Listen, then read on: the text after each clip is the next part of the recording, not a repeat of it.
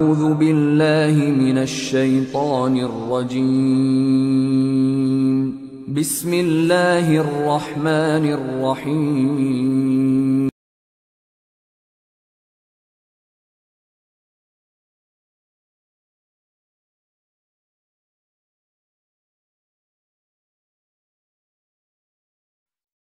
Assalamualaikum warahmatullahi wabarakatuh. Alhamdulillah wassalatu wassalamu ala rasulillah wa ala alihi wa sahbihi wa man wala. Saudariku yang dirahmati oleh Allah subhanahu wa ta'ala, salah satu mimpi buruk yang ada di benak wanita dan yang sangat mereka takuti di bulan suci Ramadan adalah datang bulan atau menstruasi. Mengapa demikian? Karena ketika tamu itu datang, ia dipastikan tidak bisa berpuasa dan tidak bisa mengerjakan berbagai macam sholat baik yang wajib maupun yang sunnah. Rugi.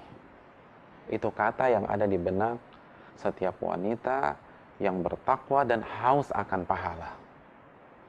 Bayangkan, di bulan yang penuh berkah, di bulan yang penuh rahmat, di bulan yang penuh ampunan, di bulan di mana amal ibadah kita dilipat gandakan oleh Allah.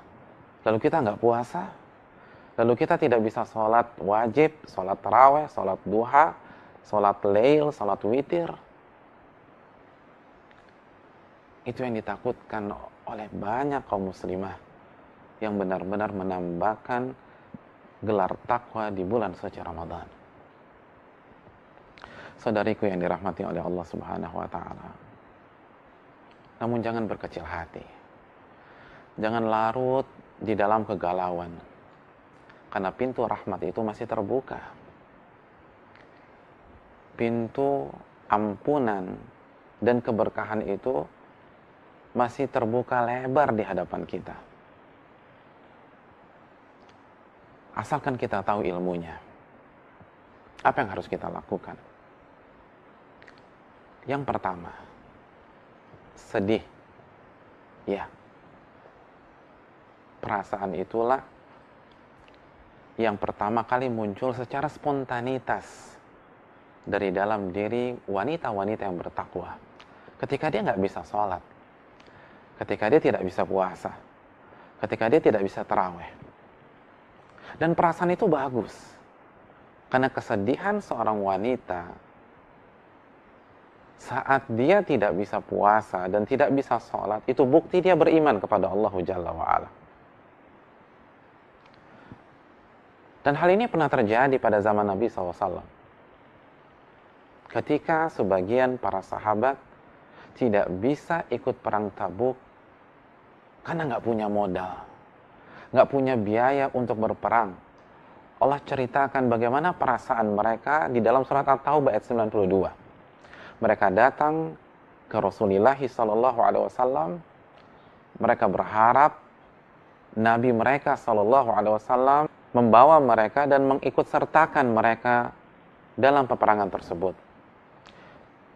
Tapi dengan berat hati Nabi harus menolak mereka. Karena dana tidak cukup. Beliau ingin membawa mereka tapi tidak bisa. Allah berfirman menjelaskan tentang kejadian pada hari itu. Nabi mengatakan, la ajidu ma ahmilukum alaih. Mohon maaf para sahabatku, aku tidak punya biaya untuk memberangkatkan kalian. Apa yang terjadi? Tawallau wa a'yunuhum tafidu minad dam'i hazanan alla yajidu ma yunfikun. Mereka pulang dalam kondisi menangis. Mereka sedih karena mereka tidak punya biaya untuk berangkat perang, untuk berangkat berjihad di jalan Allah Subhanahu wa taala. Itulah perasaan yang lahir secara spontanitas ketika seorang muslim atau muslimah tidak bisa beribadah kepada Allah Subhanahu wa taala. Maka ketika Anda memiliki kesedihan di dalam diri Anda, ketika datang bulan, ketika melihat haid itu datang, lalu spontanitas Anda bersedih karena nggak bisa puasa. Yang terbayang di benak Anda nggak bisa sholat lagi untuk beberapa hari ke depan. Tidak bisa taraweh. maka bersyukurlah, itu tanda iman kepada Allah Subhanahu wa taala. Saudaraku yang dirahmati oleh Allah Subhanahu wa taala. Namun jangan berlarut-larut di dalam kesedihan ini. Kesedihan yang lahir dari rasa cinta dan semangat beramal soleh harus menjadi motor penggerak kita untuk merubah kondisi sehingga hari-hari itu penuh dengan pahala. Ya, kita bisa merubah hari-hari haid kita menjadi penuh dengan keberkahan dan pahala. Bagaimana caranya? Yang kedua, tanamkan niat. Walaupun kita tidak sholat, walaupun kita tidak puasa, walaupun kita tidak tarawih, tanamkan niat di dalam hati kita. Kenapa demikian? Karena ada sebuah kaidah fikih. Kaidah itu berbunyi, barang siapa yang bertekad mengerjakan amal ibadah, namun ia gagal mengerjakan amal ibadah tersebut karena alasan syar'i. Tolong kita garis bawahi, karena alasan syar'i. Maka kita tetap mendapatkan pahala ibadah tersebut secara sempurna. Bukan pahala niat, pahala ibadah tersebut. Nabi SAW bersabda dalam hadis riwayat Imam Ibnu Majah, "Man ata firasyahu wa huwa yanwi an yaquma minal laili yusalli." Barang siapa yang pada malam hari berjalan menuju tempat tidurnya, lalu dia berniat, bertekad untuk bangun di tengah malam mengerjakan sholat lail, faghalabathu ainah. Namun pejaman matanya mengalahkan dirinya, hatta yusbih, sampai di pagi hari. Apa maknanya? Dia ketiduran.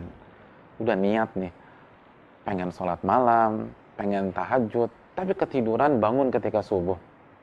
Apa yang dia dapatkan? Kutiba lahu ma nawa.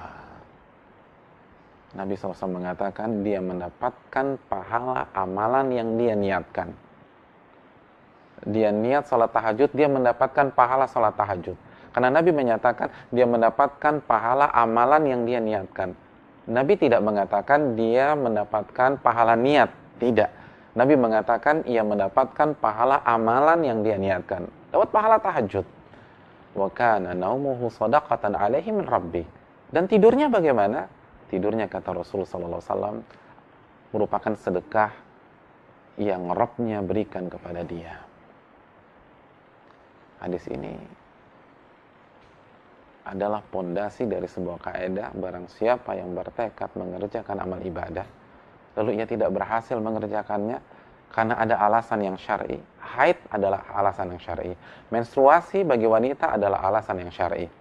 Maka barang siapa dari wanita yang bertekad, berniat untuk berpuasa sebulan penuh di Ramadan, untuk taraweh 30 hari atau 29 hari di Ramadan, untuk selalu mengerjakan sholat wajib, maka ketika dia kedatangan menstruasinya atau haidnya, dia tetap mendapatkan pahala ibadah-ibadah tersebut. Ini luar biasa. Ini yang dilupakan. Banyak wanita ketika haid tidak bermain dengan niatnya. Oleh karena itu, Yahya bin Abdul Katsir mengatakan, ta'allamun niyah, fa innaha ablagu minal amal. Pelajarilah tentang niat, karena niat itu seringkali lebih besar dampaknya daripada amal itu sendiri.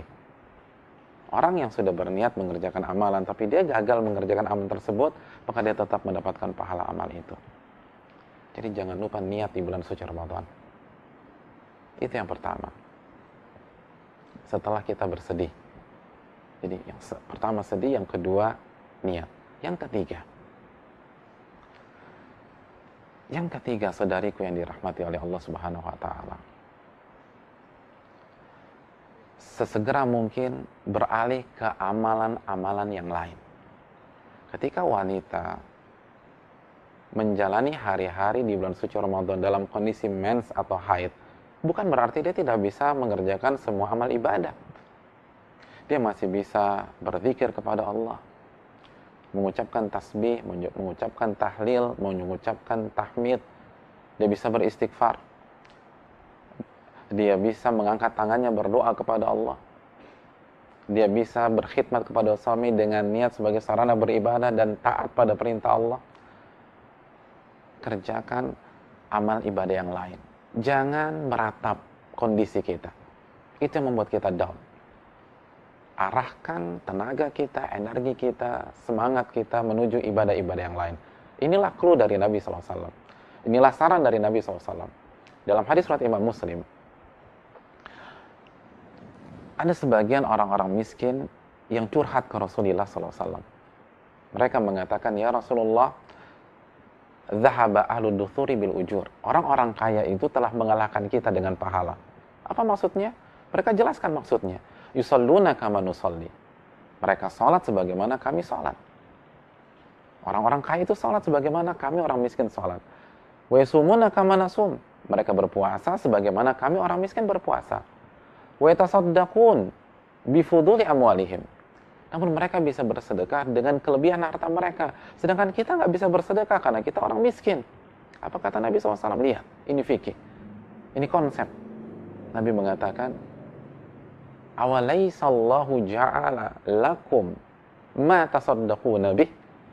Bukankah Allah sudah membuka kesempatan-kesempatan lain agar kalian juga bisa bersedekah? Nabi tidak mengajak orang miskin untuk meratap. Nabi tidak mengajak orang miskin untuk menangisi kemiskinan mereka, tapi Nabi langsung mengajak mereka ke ibadah lain. Bukankah Allah Subhanahu wa taala telah membukakan berbagai macam pintu yang Anda bisa gunakan untuk bersedekah? Lalu Nabi jelaskan, inna bikulli tasbihatin sadaqah. Sesungguhnya setiap tasbih itu sedekah. Wa kulli takbiratin sadaqah. Dan setiap takbir itu sedekah. Wa kulli tahmidatin sadaqah. Dan setiap tahmid adalah sedekah.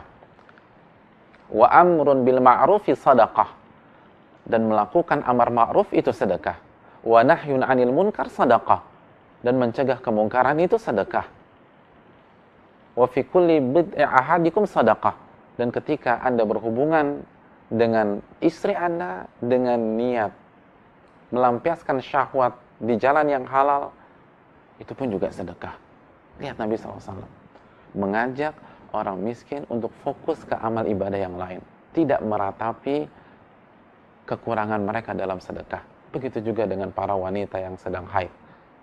Ketika kita nggak bisa sholat, ketika kita nggak bisa puasa, segera perbanyak tasbih, segera perbanyak zikir, segera perbanyak takbir, segera perbanyak istighfar, segera bantu orang, infak, sedekah, apa yang kita bisa kerjakan.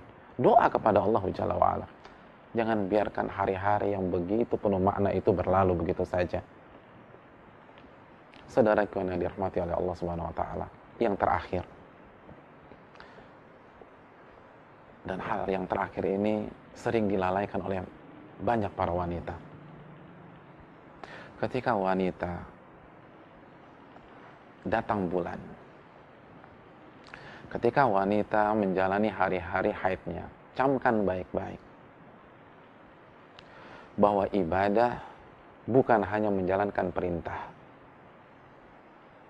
Allah Subhanahu wa taala berfirman dalam surat Az-Zariyat ayat 56, "Wa ma khalaqtul jinna wal insa illa liya'budun."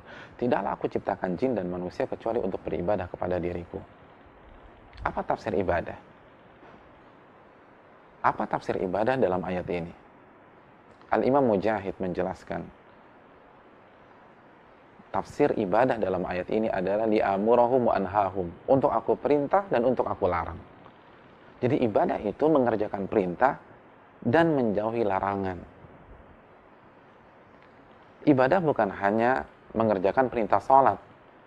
Ibadah bukan hanya mengerjakan perintah puasa. Ibadah bukan hanya mengerjakan perintah sedekah. Namun ibadah adalah pada saat kita menjauhi larangan-larangan Allah. Itu pun juga ibadah. Saya ingin bertanya kepada saudariku yang dirahmati oleh Allah Subhanahu wa taala. Ketika Anda haid di hari kelima Ramadan, apa larangan Allah kepada Anda? Jawabannya, saya dilarang berpuasa. Maka pada saat Anda tidak puasa, Anda sedang menjauhi larangan Allah Subhanahu wa taala. Karena Allah yang melarang Anda puasa. Ketika Anda nggak puasa, Anda taat kepada Allah, maka itu ibadah. Maka pada saat hari kelima Ramadan kita haid dan tidak puasa, maka kita sedang beribadah pada tanggal 5 tersebut dan kita dapat pahala puasa. Saat kita haid di tanggal 21 Ramadan, apa larangan Allah kepada Anda? Di antaranya, saya dilarang untuk sholat 5 waktu, sholat duha, sholat taraweh, dan seluruh sholat-sholat yang lain. Maka pada saat Anda tidak sholat 5 waktu, Anda tidak sholat duha, Anda tidak sholat taraweh, Anda sedang beribadah kepada Allah. Karena ibadah bukan hanya menjalankan perintah, namun juga meninggalkan larangan. Pada saat wanita haid, jam 11 siang, lalu dia tidak sholat duhur, maka dia sedang beribadah. Lalu masuk waktu asar, dia tidak sholat asar, maka dia sedang beribadah di sore itu. Lalu masuk waktu maghrib, dia tidak sholat maghrib, dia sedang beribadah pada saat itu. Lalu masuk waktu isya, dia tidak sholat isya, dia sedang beribadah pada saat itu. Lalu masuk waktu subuh di keesokan harinya, dan dia lagi-lagi tidak sholat subuh, dia sedang beribadah. Ibadah, ibadah, ibadah, ibadah. Lalu apa yang dirugikan? Apa yang digalaukan? Oleh karena itu, salah satu ulama besar pada hari ini, Asy-Syaikh Sa'ad Sakhri, ketika ditanya, apakah wanita boleh meminum obat agar dia tidak datang bulan, agar haidnya tidak keluar, apa kata Syekh Sa'ad Sakhri? Saya tidak menyarankan para wanita untuk meminum obat tersebut di bulan puasa Ramadan. Kenapa demikian? Karena nggak ada gunanya. Karena tidak ada gunanya. Apa sih motivasi Anda meminum obat tersebut? Agar Anda bisa berpuasa. Kenapa Anda berpuasa? Lalu wanita itu menjawab, karena puasa itu ibadah dan saya ingin mendapatkan pahala. Kata Syekh, sama saja. Ketika Anda haid, lalu Anda tidak puasa pada hari itu, dengan niat karena Allah, karena niat bahwa Allah yang larang Anda dan Anda ingin taat kepada Allah, maka hari itu Anda sedang melakukan ketaatan. Anda sedang ibadah. Kalau demikian, buat apa minum obat tersebut? Itu fikih. Itu kecerdasan. Itu ilmu. Apa yang harus digalaukan? Wanita yang haid, pada saat dia tidak berpuasa, dia tidak sholat, dia sedang beribadah kepada Allah. Maka isi hari-hari tersebut adalah pahala, pahala, pahala. Dan kalau dia haid di 10 malam terakhir, maka dia mendapatkan malam Lailatul Qadar. Dengan syarat dia hadirkan niat. Pada saat masuk waktu subuh, dia niatkan bahwa saya tidak sholat subuh karena taat pada larangan Allah Subhanahu wa taala. Masuk waktu zuhur, dia niatkan di dalam hati, tidak perlu dia ucapkan bahwa saya tidak sholat zuhur karena taat pada larangan Allah Subhanahu wa taala. Masuk waktu asar dengan niat bahwa saya tidak sholat asar karena saya taat pada larangan Allah. Adapun wanita yang justru gembira saat tahu dirinya haid karena dia besok bisa tidak berpuasa, dia udah bosan berpuasa. Begitu malamnya haid, dia gembira karena dia bisa bangun jam 8 pagi, tidak harus sahur, tidak harus salat subuh, lalu dia bisa makan bakso kesukaannya di siang hari, maka dia tidak dapat pahala sama sekali. Dia kehilangan hari-hari tersebut. Dan kalau itu terjadi di 10 hari terakhir, mohon maaf, dia tidak akan mendapatkan Lailatul Qadar. Oleh karena itu, saudariku, renungkanlah beberapa hal di atas, maka insya Allah kita bisa tetap bersaing dengan para wanita yang tidak mendapatkan haid. Dan dengan para laki-laki yang secara normal bisa terus berpuasa di bulan suci Ramadan. Semoga ini menjadi bingkisan yang sangat bermanfaat di Ramadan kali ini, khususnya bagi para wanita yang masih menjalani siklus haidnya dalam kehidupan ini, khususnya di bulan suci Ramadan. Semoga Allah memberikan taufik dan memberikan kita hidayah sehingga kita bisa beribadah di bulan suci ini. Assalamualaikum warahmatullahi wabarakatuh.